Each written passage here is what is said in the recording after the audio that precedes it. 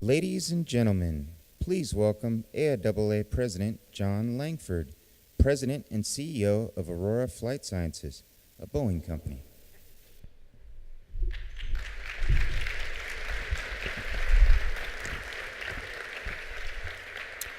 Well, good morning.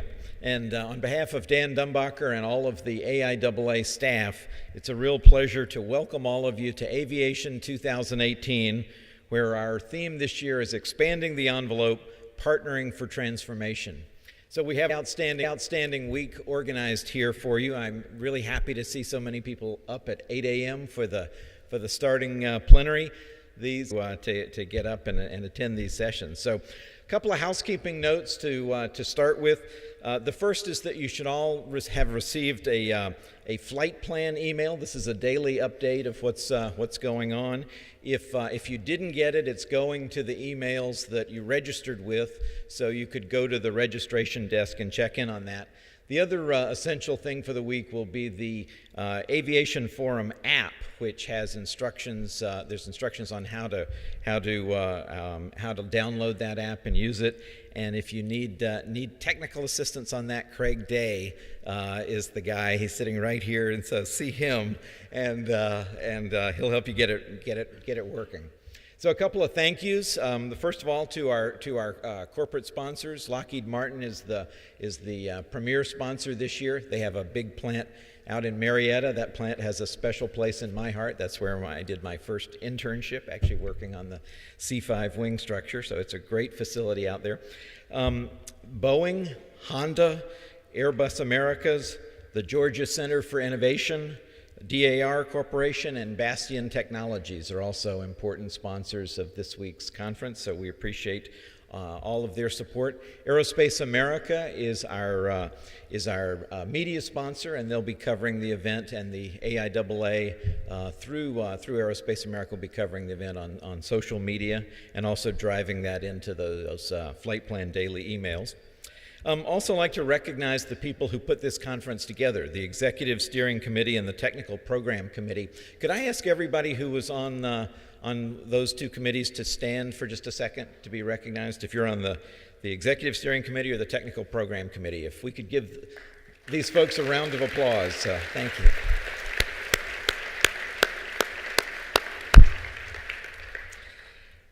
I wanted to recognize a few folks, starting with the 600 or more students who were here. We had a great kickoff reception yesterday evening and a Meet the Employers session. We also have something new, 16 travel scholarships that we've provided thanks to Airbus.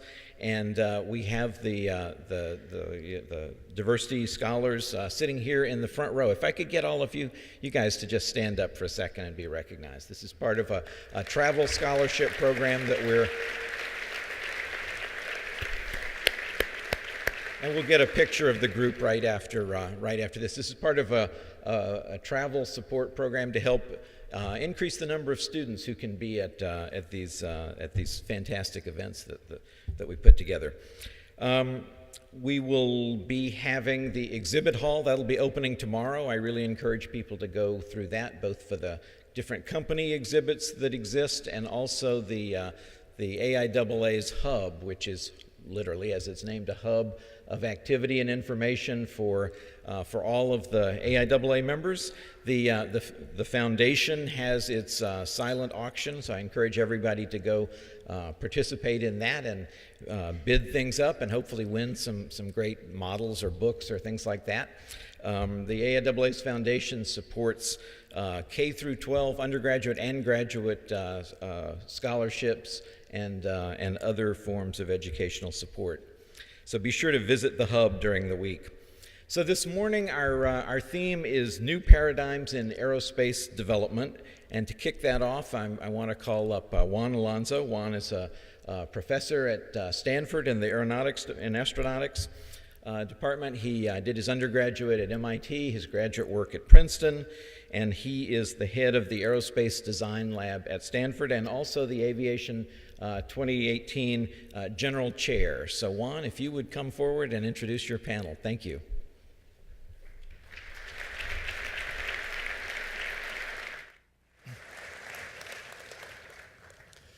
Well, thank you, John, and good morning, everyone, and welcome to beautiful Atlanta, Georgia. I hope everyone is energized for a week of enlightened plenaries, technical discussions and panels, exhibits, networking, and hopefully a little bit of fun.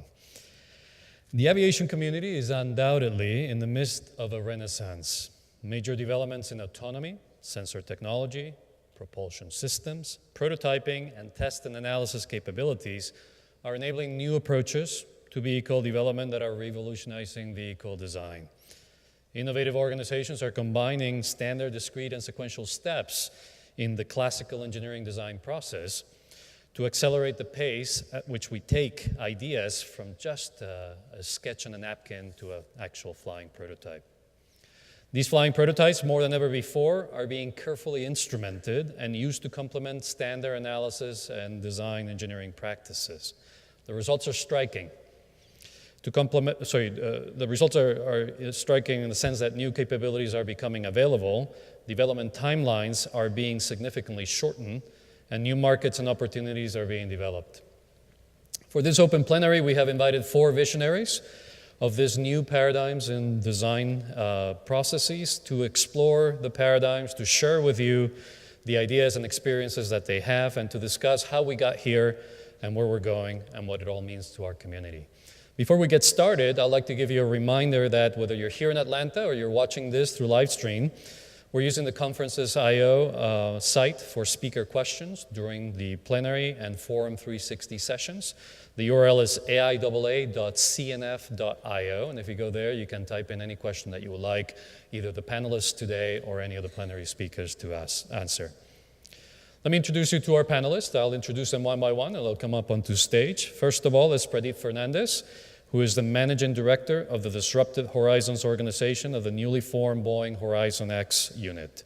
He is responsible for exploring and implementing non-traditional business opportunities at the Boeing company. Prior to his role, Pradeep was the Managing Director of Product Strategy for Boeing Commercial Airplanes. In this role, he was responsible for setting the product strategy for the business units and making recommendations for launch of new products and or major upgrades to existing products. Launch of the 737 MAX, the 777X, and the 787-10. He has a BS degree in aerospace engineering from the Polytechnic Institute of New York University. And he also has an MS in aerospace engineering from MIT and an MBA from the Wharton School. Professor Ilan Crow, my dear colleague from Stanford University, is a professor in aeronautics and astronautics at the same institution where I teach, where he teaches courses and conducts research in aerodynamics and design. He's fascinated by flight, has built and flown hang gliders, developed multidisciplinary optimization techniques, and helped design a variety of unconventional aircraft. He co-founded companies such as Desktop Aeronautics and the Ariane Corporation, and was the founding CEO of Z.Aero, now part of Kitty Hawk. Z.Aero is a company that started in 2010 of Z.Aero, now part of Kitty Hawk. Z.Aero is a company that started in 2010 to create novel electric aircraft concepts and technologies. A fellow of the AIAA and a member of the National Academy of Engineering, Ilan has advised a number of organizations on the development of autonomous air vehicles, supersonic aircraft, and sustainable aviation. Third is Rodin Lasov, who started his career at MIT working on the first autonomous acrobatic helicopter with Professor Eric Ferron. He then spent 6 years at Athena Technologies, later Rockwell Collins, designing flight control software for UAV programs like the Shadow, Predator, and DARPA's Damage Tolerance Autonomous Landing System. He worked as an early team member at Z.Aero, leading the flight control and software's team.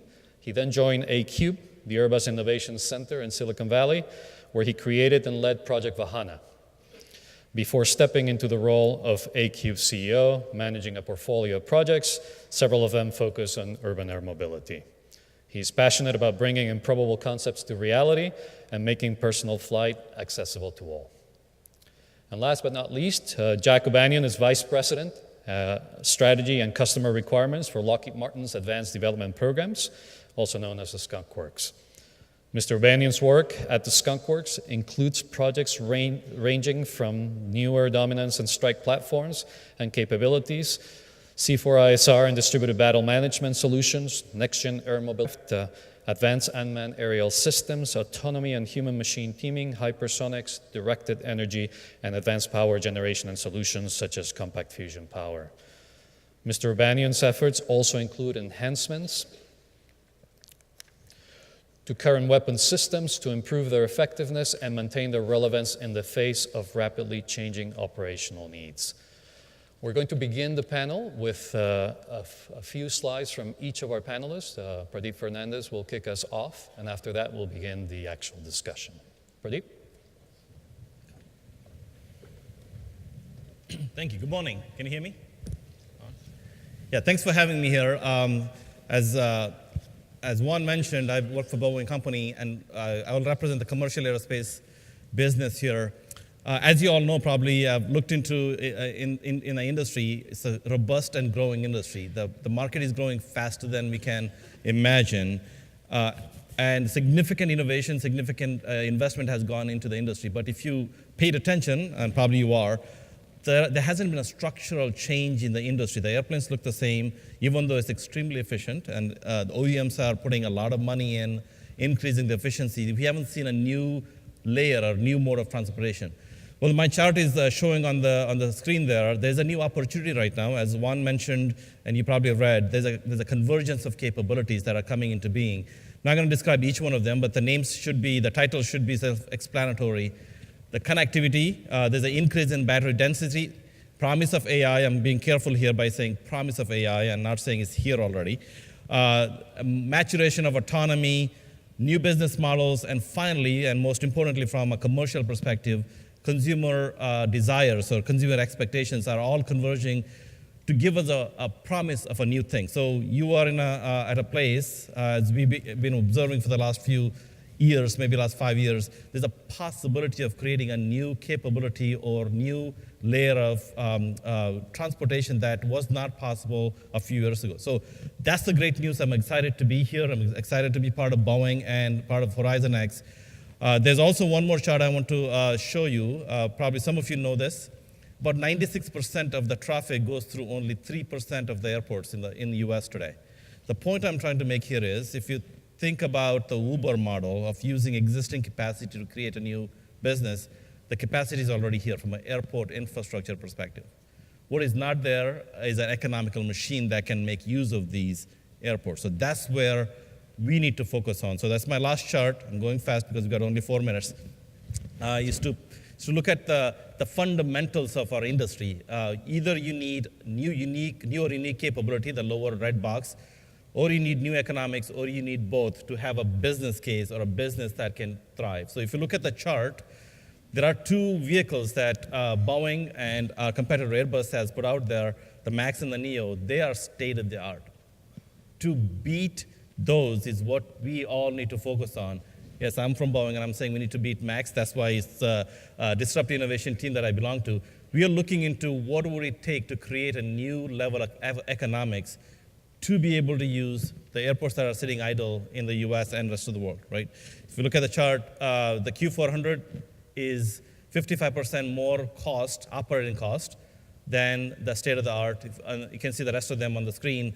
The challenge here is for all of us, not just Boeing, all of us, is to work together to find new economics, go after better fuel efficiency, better maintenance cost, lower crew operating costs to be able to have a new layer of transportation.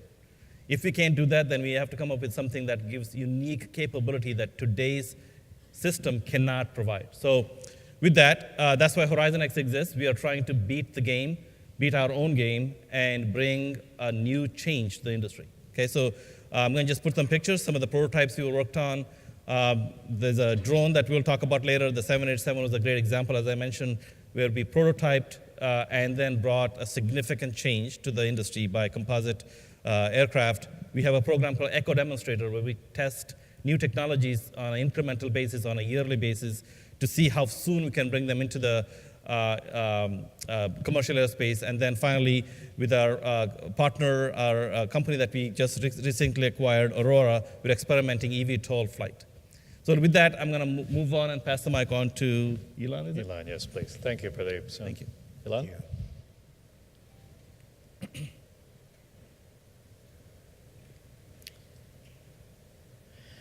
Okay, well, good morning. It's lovely to see this many people excited about aviation. It's a very exciting time to be working in aerospace, and a very exciting time to be working with students thinking about the future of aviation. This is a picture of a couple of rather unconventional aircraft configurations, and some former PhD students quite a while ago. One of the interesting things about aviation over the past several decades has been that airplanes don't look like this. They look similar to each other, and students become quite interested in what's possible when we start thinking about more than just getting from point A to point B.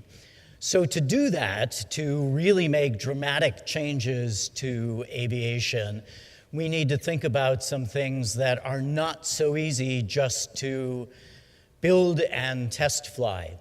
So one of the ways to do this is to build subscale prototypes and subscale test beds, and these are two of those. The one on your left is an oblique flying wing, which is a concept from R.T. Jones in the 1940s, actually, and 1950s, but only rather recently has it become possible to do a number of things with the flight control system that makes designs so unusual quite possible. The blended wing body 17, shown on the right there, is another vehicle that uses an active control system, very high authority control at a very large range of angles of attack, where we can fly these vehicles without endangering people or property. And we can instrument them in a way that provides a great deal of useful data that we couldn't get from purely computational modeling. So putting things together in flying vehicles that represent unconventional designs is something that students can do, industry can do, and is very useful. Here's another unconventional prototype. In this case, this is a ultralight sailplane with about a 40-foot wingspan, but weighs about 100 pounds, so you can pick it up and fly for several hundred miles without an engine. One of the challenges for an unconventional piloted airplane like this is the interaction between the pilot and the vehicle itself. So in this case, it becomes much more difficult to think about a paradigm where you do a great deal of multidisciplinary modeling and optimization, because a lot of what you're looking for is pilot feedback and making this an interesting airplane to fly. So in this case, this is actually about the third or fourth full-scale piloted vehicle that we built along with some companies in California and then in Belgium. Now there are several hundred of them flying around. This is another interesting unconventional airplane which doesn't exactly follow what might be considered a paradigm of build a pretty CAD model, do a nice video rendering, and try to raise money. Rather, a great deal of multidisciplinary optimization, design of many subsystems in this kind of airplane. This is a design, part of the evolution of the Ariane supersonic laminar flow business jet, with the idea of trying to improve supersonic performance through supersonic laminar flow. One of the tricks with this is that laminar flow is very sensitive to the scale of the vehicle, And so it is difficult to build a subscale model. This is one of the cases where the paradigm makes sense if you're building prototypes, because there will definitely be additional prototypes here, but it's difficult to build small prototypes. We did work with NASA in doing some demonstrations of supersonic laminar flow by combining a piece of the wing of this airplane underneath an F-15 and flying this at NASA in Southern California.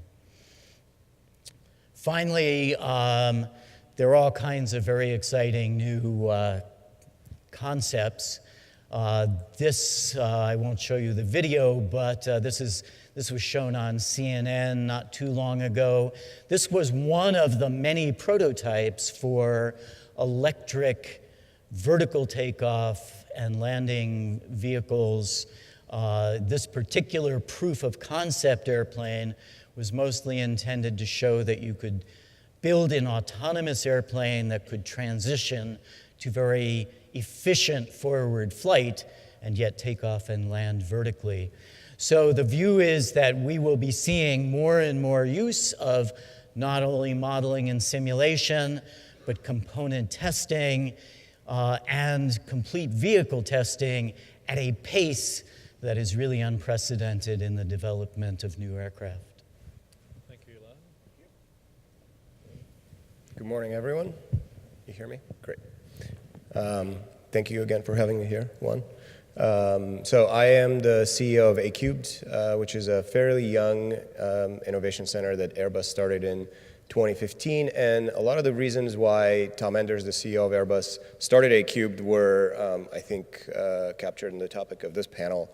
It was this observation that a lot of the innovation in aviation is coming from other industries, peripheral or less peripheral, and a lot of it had to do with the risk tolerance of new companies and with the integration of these development models and approaches that come from software industry, hardware industry. They're more agile. So this is my attempt to capture where A-Cubed fits in the development, in the technology development cycle for Airbus. We bridge the gap between very early stage technology that is perhaps still in the lab and not quite ready for market, and what is the Airbus bread and butter, which is our products and the core research and development that supports and evolves them.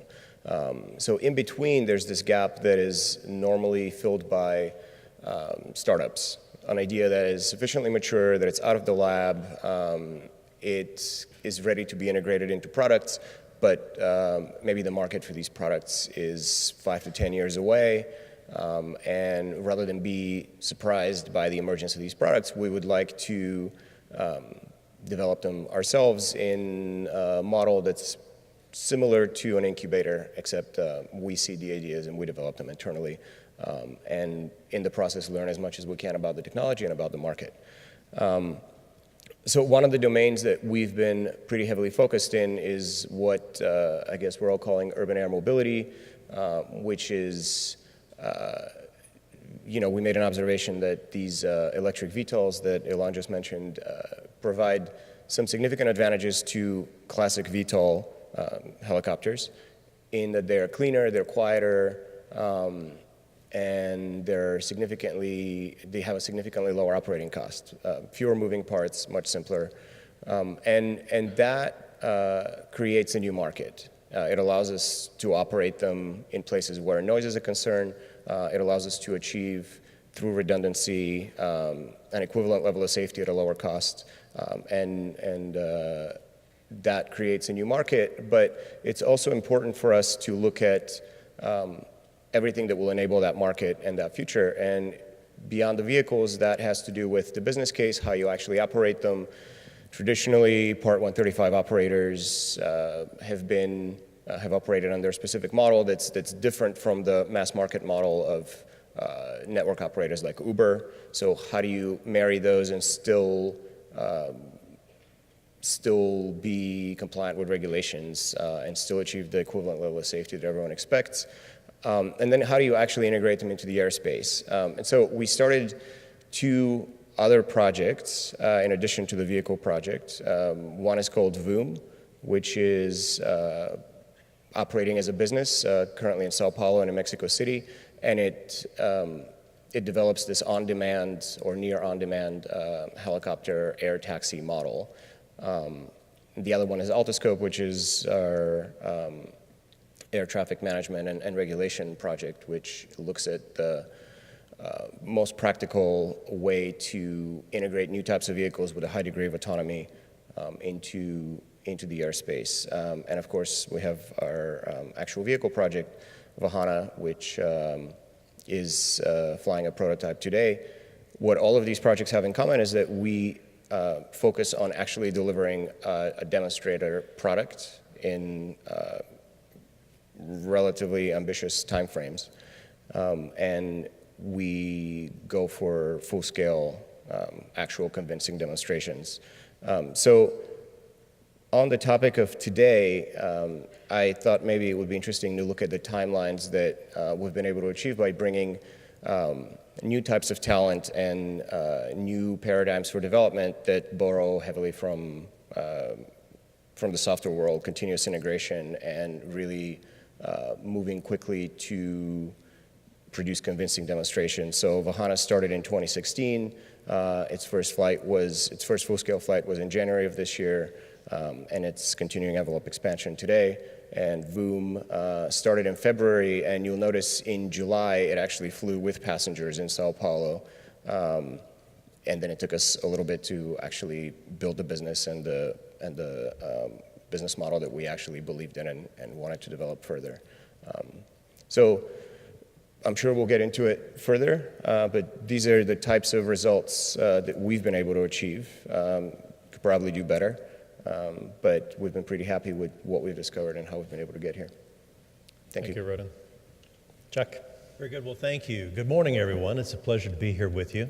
I thought I'd start off by telling you just a little bit about the Skunk Works as we go into then how the paradigms we're about to talk about have affected us. I wanted to start off, though, by recognizing that this year is the 75th anniversary of the Skunk Works. If you're familiar with the Skunk Works, for your interest in aviation, we've been in the innovation game for quite some time. And the approach that we take to innovation has been successfully replicated through multiple generations of engineering teams throughout that 75 years to really create some game-changing capabilities.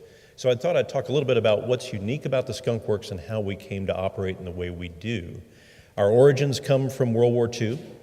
We're set up and conceived to solve immediate urgent national needs. At the time, the problem was the Germans had introduced the Messerschmitt Me-262.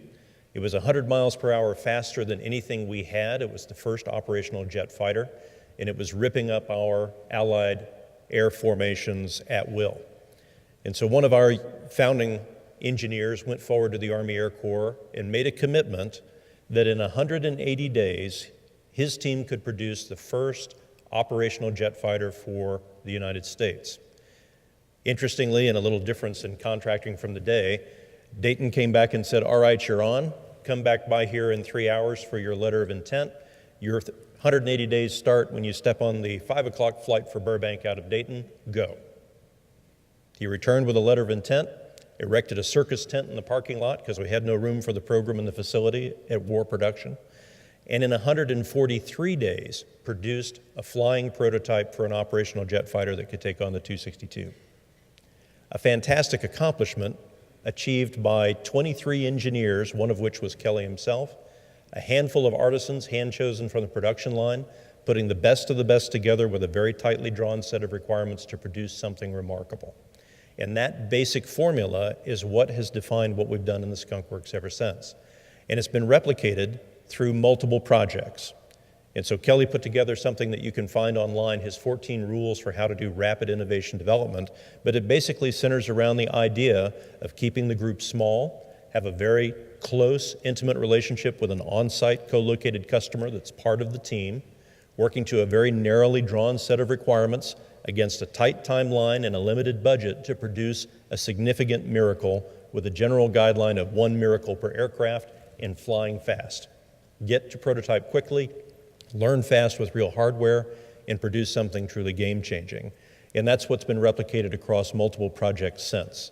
Whether it was the U-2 that was our next project as an organization, the SR-71 Blackbird, which really changed the game as our first stealthy aircraft capable of flying over 80,000 feet and beyond Mach 3, or the F-117 stealth fighter, the YF-22, the X-35B, and a host of others that I can't mention here that basically show that this approach to creating significant advances and disruptive changes to aerospace solution effectively works. And if you look at the kinds of times that we're able to achieve those in, they're quite remarkable. 8 months from cocktail napkin to first flight of the U-2. In the case of the A-12 for the CIA, 32 months from concept to flight of our first stealthy aircraft, our first aircraft to have a coaxial flow turbo ramjet capable of beyond Mach 3 flight, our first aircraft to fly above 80,000 feet. That was kind of 3 miracles in one, so it took a little bit longer than the U-2. The F-117, 31 months to an operational system, but I'll point out that the real magic in the 117, its signature advance, was demonstrated for DARPA in a program that cost $30 million in 14 months to produce 2 flying prototypes that validated the aircraft could effectively disappear on the radar systems of the day it would go up against. So what we're seeing here is a methodology that not only worked in the 1940s, but it worked again in the 50s and the 60s and the 70s and on to what we're doing today. And that repeatability of agility and speed is something that we're quite proud of in the Skunk Works. So what's driving us today? We've talked about some of the things that are really shaping new paradigms in the aerospace industry. So I thought I'd recap some of those and then give you an indication of how it's affecting the way we're designing today. Certainly, in the Skunk Works, we have a significant emphasis on our military customer set. And what we're seeing there now in the military side of things is a challenge to how we maintain an effective deterrent in order to maintain stability and peaceful operations around the world in the face of some pretty significant changes in what's happening with regard to threat. We're seeing significant advances in our peers' ability to match our technical advantage, an advantage we've enjoyed for a number of decades. In order to match that, there's a tremendous amount of pressure now to be able to do things significantly faster than we could before. That means the ability to assess the situation, create a complete understanding of the operating picture, be able to make a well-reasoned and effective decision on a course of action, be able to establish a robust command and control network to disseminate that decision, and then be able to close to an effect in the battle space in a shorter period of time to complete that entire loop of activity than an adversary can who's getting faster every day, and more importantly, is able to adapt to what we do almost on a daily basis. That's a very significant shift in the environment in which we're working to create military solutions. Conversely, on the commercial side, where we're talking a bit here about how significant innovation is happening in the commercial space. If you look at 2 of the pictures I have here, you're seeing China's C919 and you're also seeing Russia's MC-21. Do they look familiar to you? Incremental evolutions of tube and twin engine arrangements for commercial aircraft are also now becoming widely replicated by very capable competing nations and industries. Incremental evolution of this design approach is going to be hard to create significant gaps in advancement in capability that we've enjoyed in the past.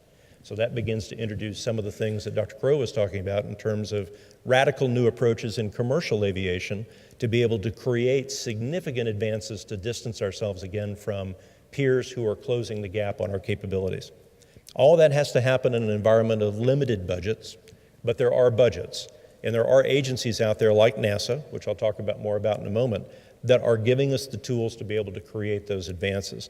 And lastly, that is one of the key opportunities that you'll face in your careers going forward, is that there are very significant advances coming in our tool sets that we're able to work with, all the way from the advanced design phase all the way through manufacture. There's significant new technologies we can tap into, which we'll talk more about on the panel.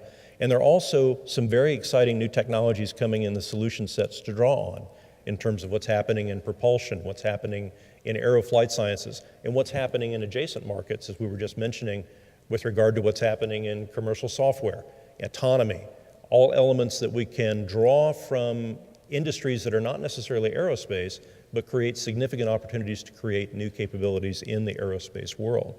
So how does that manifest in some of the new designs that we're seeing now? In the upper left-hand side of the chart that you have in front of you is a future fighter concept. Traditional fighter requirements are still there. We're always looking for more agility, more speed. What we're interested in now is a significant expansion of what we're able to do in terms of signature management. It's not just about selected radar frequencies any longer. It's about broad signature management, visual, IR, RF, all necessary to the survivability of the vehicle.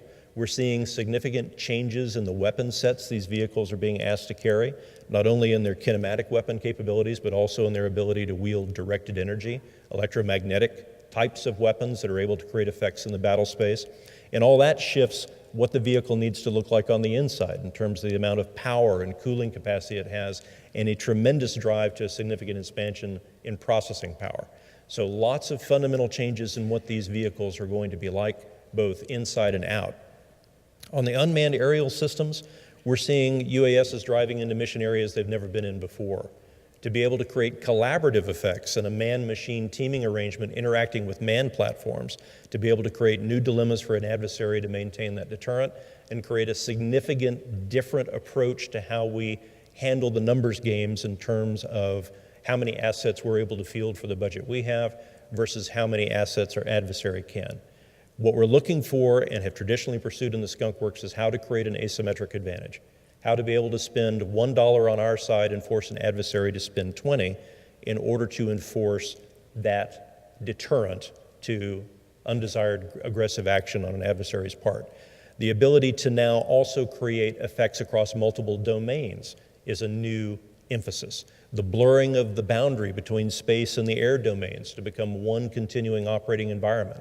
The ability of these airborne platforms to be able to interact with space-based and surface elements to create collaborative effects in the environment is creating significant advances in the way we do architectures, the way we do data links and bandwidth to produce data across those data links. And lastly, on the commercial side, how do we create that significant gap again in advantage relative to the emerging peers in the commercial space? To NASA's credit, they've launched on a bold vision in aeronautics to rejuvenate the X-plane programs to create some of those significant advances that give our industries an edge.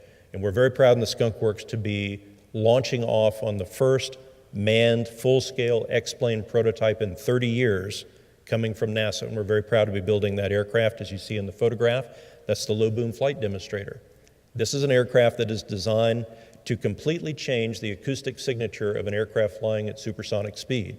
As you know, it's against the law to fly supersonically over CONUS, United States, because of the noise traditionally produced by supersonic aircraft.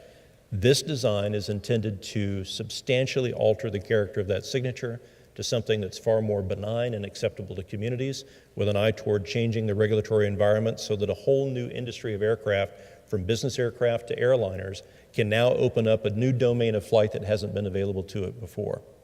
And so, as we've mentioned across the panel, significant new paradigms coming, significant new opportunities for you, and I would invite you to take advantage of the show floor downstairs to take a look at the industries that are out there looking to incorporate you in their futures. There are very strong opportunities ahead, and we look forward to seeing you in those as we go forward. Great. Thank you all for your initial comments. We're going to start the discussion, and I'd like to begin by asking some questions. We heard about the importance of technologies, the importance of prototyping, taking a more holistic view at the entire design process, and then following the good things of historical processes that have existed for a long time in the Skunk Works already. But Jack, I'll begin with you, if you don't mind.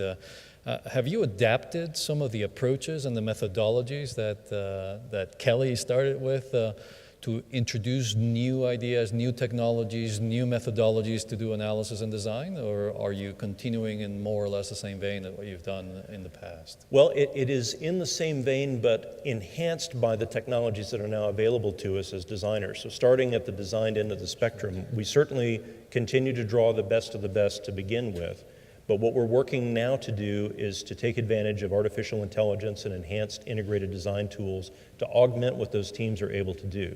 So for example, the ability not only to be able to lay out a physical design and then to very quickly create a mesh that allows us to do our structural analysis.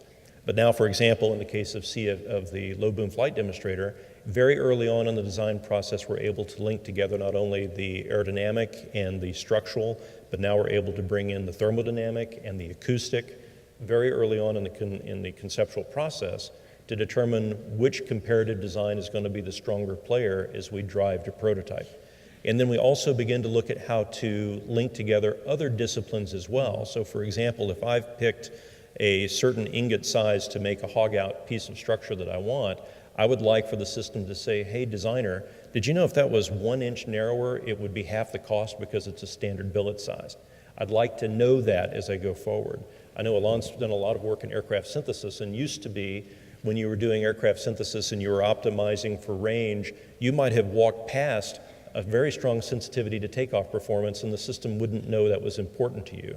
We like to see the intelligence of the system to say, hey, you know, if you could relax 200 nautical miles on range, I could give you 1,000 feet of takeoff performance. That's probably important to you. Let me make you aware of that sensitivity. Sure.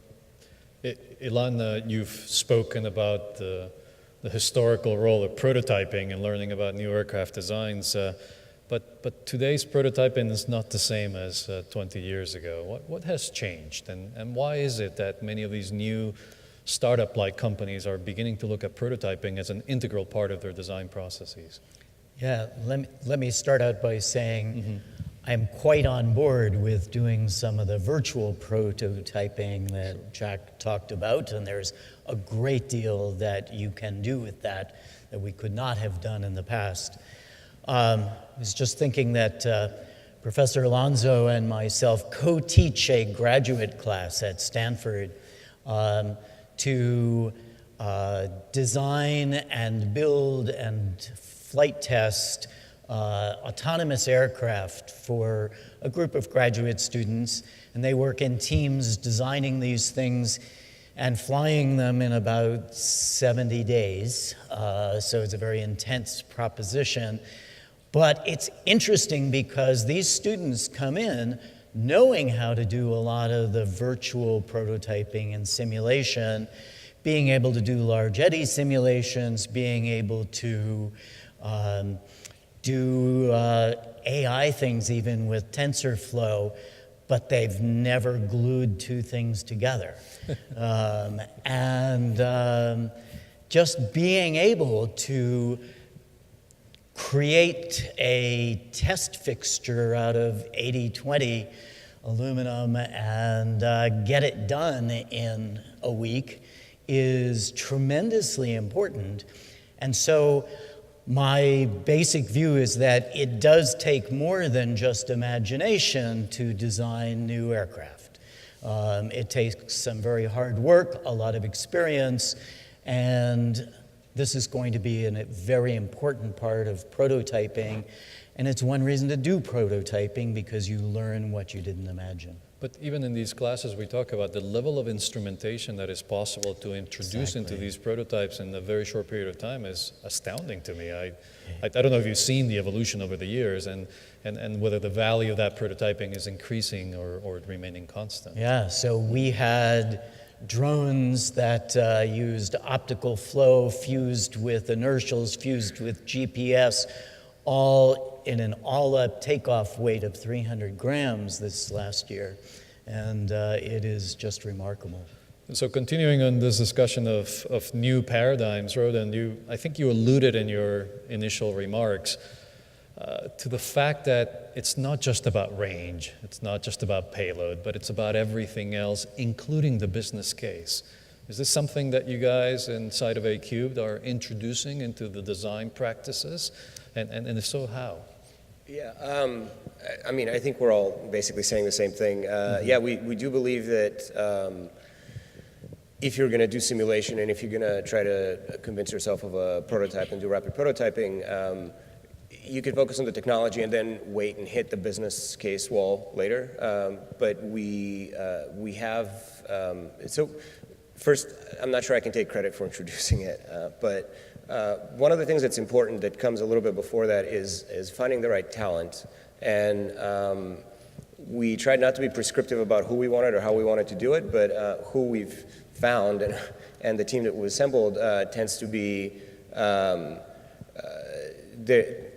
everyone is a kind of a jack of all trades and a master of a few, and it allows us to, and they generally are curious about what will stop this project from becoming a reality, and pretty quickly it's the business case, especially if it's a market that doesn't yet exist. And so what we've done is extend the MDL paradigm to not just include the mission, range and payload and everything else, but actually model an entire value chain and then try to test different market models inside of that. And so there are connections, and there's an observability matrix between things like span and ticket price. And you can ask these questions, and you can build a simulation that's very multidimensional.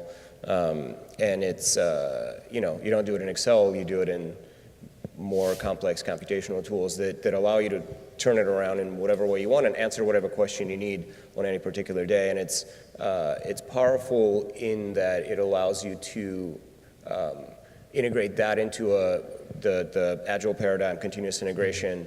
And as you evolve the design, you're not just evolving the structure or the flight software, but you're evolving the entire system. And you can extend it to model things like air traffic, right? So the mission plays with air traffic integration, which plays with everything else, insurance and maintenance schedules and everything else. Now, Jack talks about some, I would say, shockingly fast timelines to produce some amazing airplanes, historically speaking. Pradeep, we've talked offline a little bit about the possibility of increasing the speed of this design process, getting to prototype much faster. Is that something that you guys are trying at Horizon X? And if so, how are you trying to achieve that, given that we're doing some really amazing things very quickly already, right? Yeah, thanks, Juan. So as I mentioned earlier, Horizon X was stood up just for that purpose. Mm-hmm. Corporations like Boeing or maybe Airbus, we need a forcing function to innovate beyond our core, right? Given left to our own devices, we will invest money in profit-generating programs, and that has happened. Many books have been written about it. So Horizon X exists, and as you said, Juan, we wanted to force ourselves, test ourselves to see what can we do and how fast can we do it, right? We just passed our 100-year anniversary, and we want to make sure that we are around for another 100 years. So we actually got a team together from across the company. We did not differentiate between commercial, defense, or our services business. We got a cross-functional team, 93 days. We did not give that deadline. We said do it as fast as you can. It was the drone that we built. You saw a picture of. It's a video out there on YouTube. You can look it up, big Boeing drone. It's an 800-pound all-electric drone, completely commercially off-the-shelf technology. A couple of objectives that we had for ourselves. One is we wanted to know what Boeing knew already, right? Boeing is a massive company, so that's objective number one. Second one was we wanted to learn everything that we wanted to know. As Elon Crew mentioned, there are things that we knew that we didn't know about electric flight. And thirdly, we wanted to jumpstart the morale of the company for engineers. We want to give a kick in the behind, per se, to demonstrate to ourselves that we could be big and we could be fast. Boeing is big, we could be fast. So we did it in 93 days. We learned everything that we thought we would learn and more. Everything that could go wrong went wrong. But everybody has amazing fun. It was like back in the college days. So we were actually working more than 12 hours a day to get this thing done. The vehicle flew exactly like we wanted it to. As I mentioned, we learned a lot. We learned a significant amount of insights about the technology, about the integration, and we also learned what is possible with state-of-the-art in battery density, motors, integration, and you name it. So it was a great experience. Yeah. And we'll continue to do that more. Now that we have proven to ourselves that we can do this in a short 3-month period, we'll continue to do it. So I'd like to open it up for discussion a little bit more broadly now, and I'd like you to think about what are those disruptive technologies that have been thrown into the mix of new aerospace development, but that at the same time are changing the way you think about designing these vehicles. Is there something that you would like to highlight? Maybe we start with Jack. Yeah, I'd like to jump in with additive manufacture. It's been a very exciting space, and it has to be done with significant care because there's lots of different additive manufacture techniques, and anyone can go out and buy the machines. The real key is determining how to design aerospace components for additive manufacture and how to certify those parts, which is a whole science in itself. But it has opened up avenues of design that weren't there before. So we're able to produce propulsion systems and other particular things that would have been impossible to machine a part to do, that you can grow a part to create, that eliminates needs for valving and moving parts and other complexity, and it can cut the cost of such parts by an order of magnitude. So very exciting new dimension there that's opening up new avenues. I completely agree. How about other things, Roden? So this isn't something, at least at A-Cube, we haven't gotten to production of actual aircraft. But what's exciting to me is looking at a lot of the technologies that are being developed for automotive manufacturing, which obviously targets different standards, but the level of automation and the level of sophistication in composites, which traditionally have been an aerospace building material, and just the assembly line automation and the level of quality and repeatability that you can achieve with those is quite impressive. And I would be very curious, as they've matured and their cost has come down, what from automotive we can actually leverage and what we can do with that. Because again, a lot of the cost of a program goes into the production. Some companies have done amazing things in terms of time to produce a chassis, right, and composites, but also the cost to do so. That's right. It's incredible. So, any thoughts about closer integration of algorithms, software, and various other, let's say, electronic elements that may bring about new capabilities into the design processes? And this is, in my opinion, something that's been relatively new and fundamental. I quite agree with you. At the risk of sounding like talking about buzzwords and things, autonomy is really changing not only how we imagine future airplanes to operate, just thinking about what kind of crew costs are involved and what kind of weights are required. Things are completely different. Thinking about their application to testing and prototypes and everything else opens up a completely different way of developing aircraft. Yes, Roden. If I could tag on to that, obviously I'm a big fan of autonomy, but what I think is really critical for the integration of a lot of these new types of aircraft that we're talking about is being able to reliably, predictably, in deterministic fashion follow a flight plan so that the deconfliction of the airspace can happen in some sort of reliable way.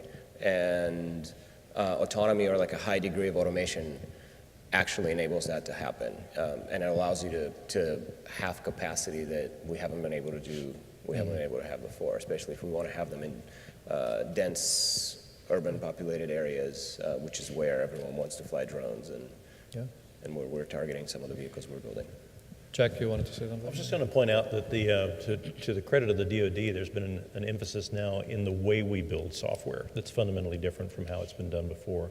The approach to open mission systems and open software architectures that rely on embedded security, trusted modules of code that are known and fully characterized, that can be reused across platforms and rapidly adapted, has made it possible for us to make significant shifts in capability on a platform in a matter of weeks, where it would have taken years before to completely rewrite the operating system and the flight management software and recertify it for flight. We're now able to do it in far shorter periods of time, which really speeds up our ability to adapt and incorporate new capability. That's an excellent point. I don't know if you have something to add, Pradeep. To add to that, in general, like we talked about convergence of multiple new technologies that are coming together. I think that's the intriguing part of where we are today. One thing that we didn't talk too much about is the electrification. What intrigues me about electric flight is the fundamental difference in efficiency that we can bring to the propeller, per se, like gas turbine versus the electric motor. That intrigues me. That tells me that sometime in the future, when enough research is done and enough battery density is available, electric flight is absolutely possible and is necessary for a new paradigm. Some of you probably can dispute the number, but I think gas turbines are around 45% efficiency, and electric motors can be up to 95.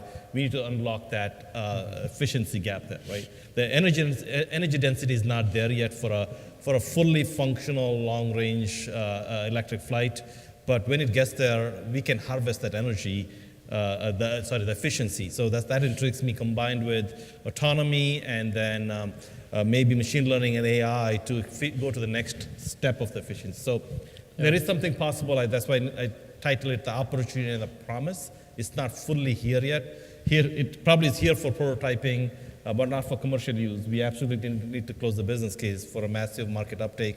But it's promising, and collectively, as I mentioned, OEMs, governments, and universities, we need to come together to make that happen. That makes a lot of sense. Roden, go ahead.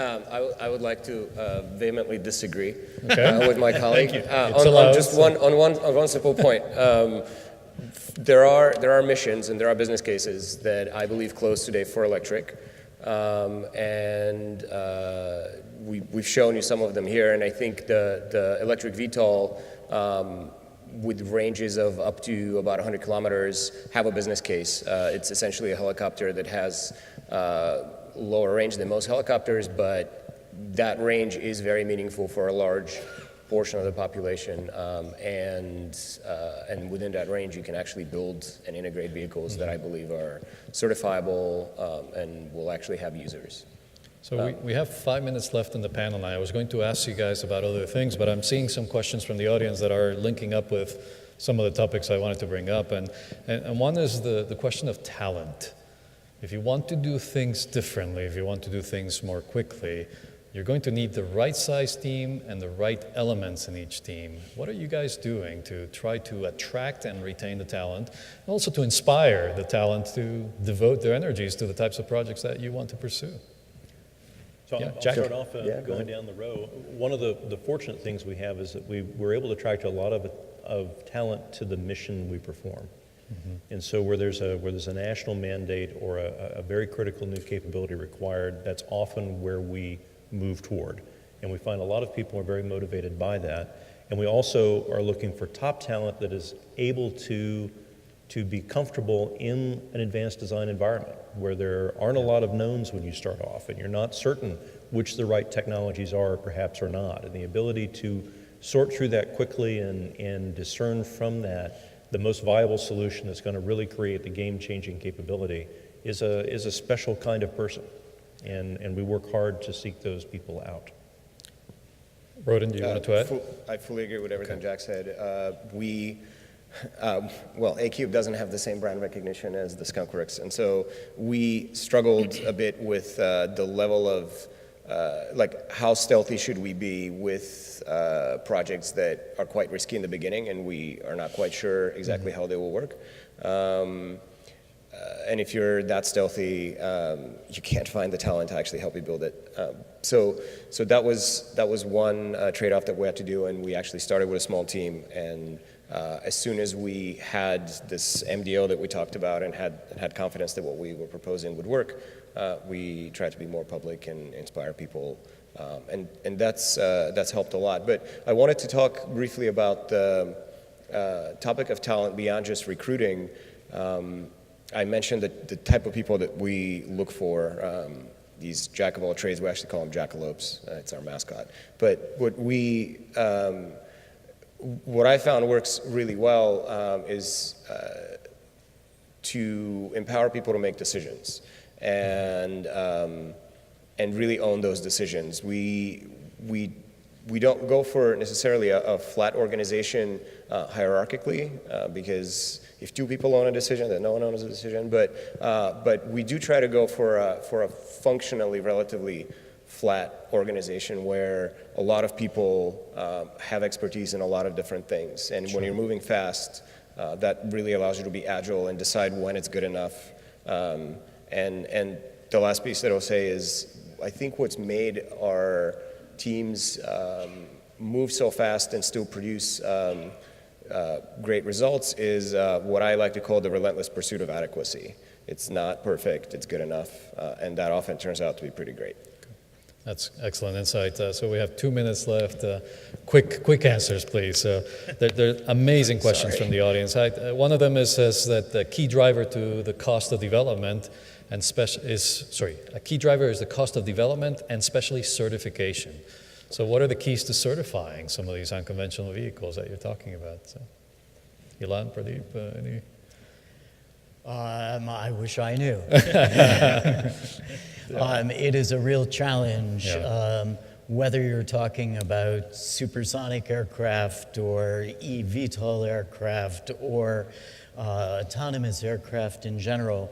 I think this is an area that really requires a great deal of investigation, a great deal of work with government agencies, and the development of things like rewriting Part 23 and things that have happened recently. And so there's some encouraging steps, but a long way to go in that respect. No, I agree. So, Pradeep, anything to add? No, I think Certification? I agree completely with Ilan. It's a discovery. We have to work collaboratively with regulatory agencies, test and learn, experiment, provide data to get there. The rules are not there yet, and we need to together write those rules. Juan, can I circle back for 1 minute You have to 5 seconds. follow up on what Roden said? I think that recruiting and maintaining talent in a company, whether it's a startup of 5 people or a group of 1,000 people, is probably the most important thing to its success. Roden came to Zero when it was just starting out and contributed in a very different way from some of the other folks who were there. Everyone did something a little bit different. I think it's extremely important to have diversity in the working group. This is diversity broadly interpreted. So from people's background in their culture, their schools, their interest area. It's hard to do in Silicon Valley right now. People are trying, but I think especially in universities and in organizations like this, super important. And to append and allow them to make hardware, fly, get in the air, get it off the scope, and fly it. So on that point, I think we're running out of time. So I'd like to thank the panelists for their insights and for their opinions. I'm sure they'll be more than happy to tackle some of the questions you submitted online after the session right up front over here. And I'd look forward to a wonderful aviation conference and for lots of technical and interesting discussions. So thank you very much for your time.